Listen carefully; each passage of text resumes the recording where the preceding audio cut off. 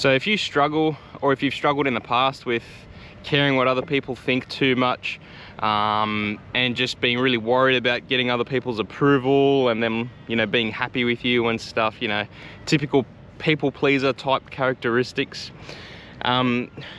Next time you feel like you want to communicate something and you're worried about how the other person's going to take it, try and be a bit more confident as you're saying it.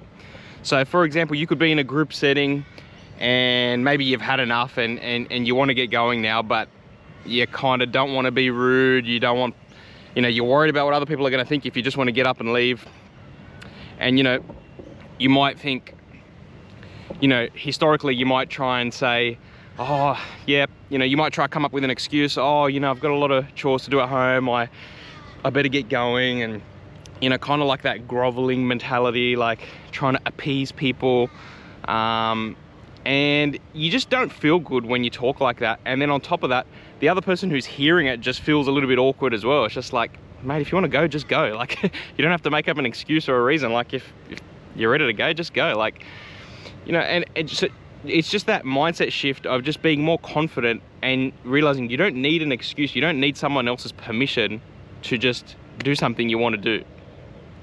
You know, and you might struggle. It might be a particular family members you struggle with, or friends, or, you know, it could be anyone, right, where you want their approval, or you don't want them to think bad of you or whatever. And so sometimes when you want to, you know, do something you want to do, it comes across awkward because you're trying to like appease them, and, you know, it comes across groveling. Whereas if you just say it confidently, it's less awkward for everyone. People have more respect for you when you're confident, and also you make them feel less awkward as well. If you just get up and say, all right, you know, I'm gonna get going now, I'll see you guys later.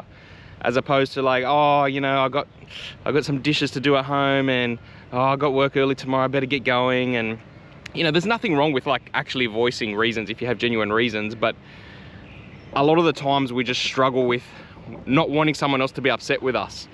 And you might, you know, be really struggling to get the words out. You know, it's even applicable in a work setting, especially if you're a manager, or if you've got people, you know, that report to you, or even colleagues, and you want to give them some feedback, right? You can be beating around the bush and like trying to say it really nicely, and like, oh, you know, maybe you can try doing it this way, or, you know, like, I'm just letting you know, like, you just make it more awkward for the both of you. Whereas if you're like, hey, do you mind if I just give you some feedback? And they're like, yeah, sure. I just noticed when you did this, it came across this way. You know, next time maybe try doing it that way instead. You know, and not coming across like a know-it-all, but just being honest. But don't beat around the bush. Don't try and like, oh, you know, be worried you're going to upset someone's feelings, because what will happen is you'll lose self-respect. You won't feel confident in yourself. And then on top of that, people will lose respect for you too. They'll even if consciously they do respect you, subconsciously they'll be like, why does this person doubt themselves so much? Why you know, why are they making it so awkward? Like, so yeah, just be more. If you catch yourself sort of groveling, if you catch yourself like over apologizing, or, you know, for something that you don't really need to apologize for, just pause and then reflect, and next time go, no, hang on, if I'm going to say that next time, I'm just going to say it confident. You can still be kind, respectful, loving, and confident at the same time.